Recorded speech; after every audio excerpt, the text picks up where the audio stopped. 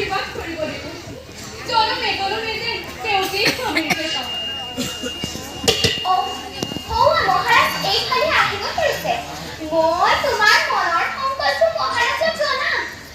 আমাৰ মহাৰাজ জন্মতি সন্মত হয় ভালৰে কথা পিতা পিতা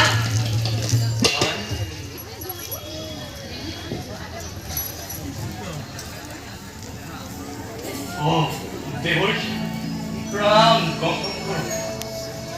আপনাৰ সে শৰণ ধুলি পাই আজি কোন দিনৰ ৰাজকাৰে হল পবিত্ৰ যোৱাই দেবৰ্ষীৰ কাৰণে পাৰ্টাৰ্ঘ যোগাৰ কৰিবলৈ মাতৃক কোৱা